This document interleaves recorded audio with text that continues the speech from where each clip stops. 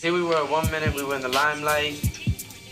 Everything was straight. Traveling all around the world. Walk up to a club, hey, come on in, club. You help build as far as reputation, you know. And next thing you know, it's like, go to the back of the line, boom. You know, how do you really nurture someone for this industry?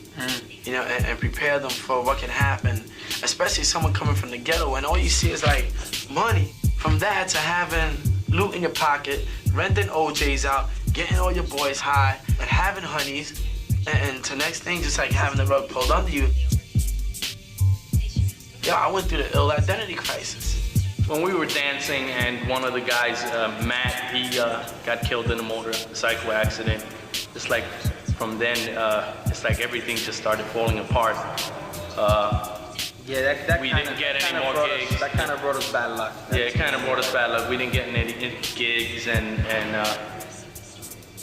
we just kind of lost it from there. We stopped dancing. Toward the end of '84, like, a lot of crews broke up, you know, including Rocksteadies and New York City Breakers and Dynamics. And I think it should have never went above ground. I don't think it was made for commercialism.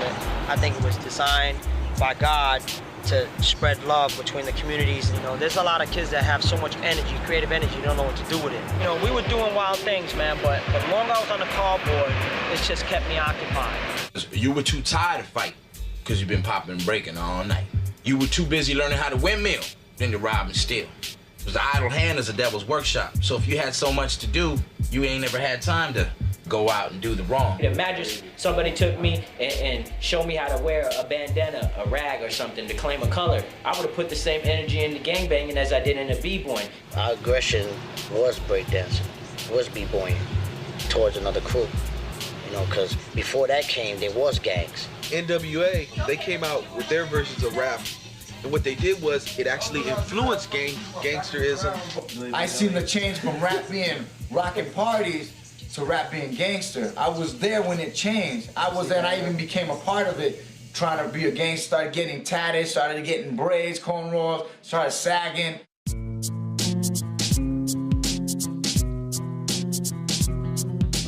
You know, I was like so disappointed with just like everything that was going on in my life with, you know, Rocksteady crew.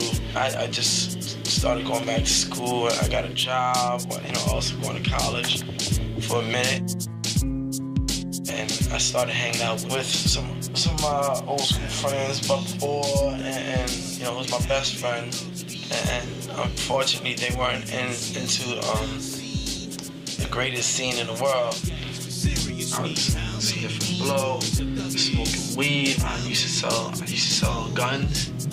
I held over $1 million for a friend of mine in my crib for about 2 years. Cash. And I was involved with certain things that you know, led to some of my closest friends getting killed. You look right now at like Randy. He was from the I think he was from the LA Breakers. Kid Tough. They're all in jail, and it's like even Float, one of the best breakers ever in New York City, which is in jail for murder right now. Buck Four got involved with hustling, doing his thing. Along with that game comes a lot of, you know, ridiculous beef. Sometimes there's beef, and then one person gets murdered, another person on the other side gets murdered, and eventually it got to a point where they found out where Buck lived. They caught him in his garage, and they basically kind of like tortured him and murdered him execution style. We'd like to have a moment of silence for them. So everyone can be quiet for a few moments, just to honor those brothers that have passed away. Look in the street and see muggings, killings, and you say to yourself, hey, I'm doing something for this world, I'm entertaining people.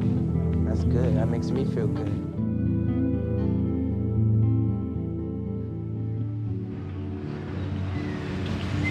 Thank you. Now, there are a lot of people from the old school that aren't here right now.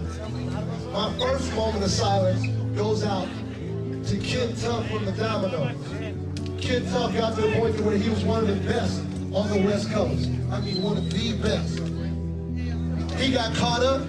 He ended up doing time. He got back out. He was going to start breaking. I talked to him 2 days, right before it happened, and he was killed. They took breaking away from us. Gang banging and dope dealing came in. I know everybody from here know what that means.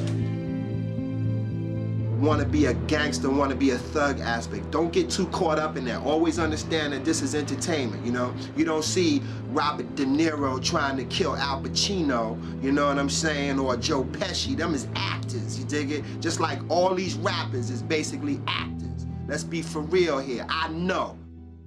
If I lay low and let the day go, it'll slow my payroll. Ayo, I'ma terrorize tours, slay shows, ride safe flows, go as far as the Barbados. On the turntable, sound like tornadoes. My topics perform like tropical storms. Yo, not to get on the whole spot to get torn. I keep the Metropolitan hollering and bring the dollars in. Keep the models following, wise as King Solomon. Come slow through the jungle like an animal. Invade any land, I go like General Hannibal. From Long Island to Queens, light up the New York scenes, all the way to New Orleans, everything in between. Left to go, blessed to show in Mexico. Next thing I know, extra core, I see Eskimos. Time to rock, get it hot. Soon as I get in there, spit in their ear, flow stay frozen, I disappear.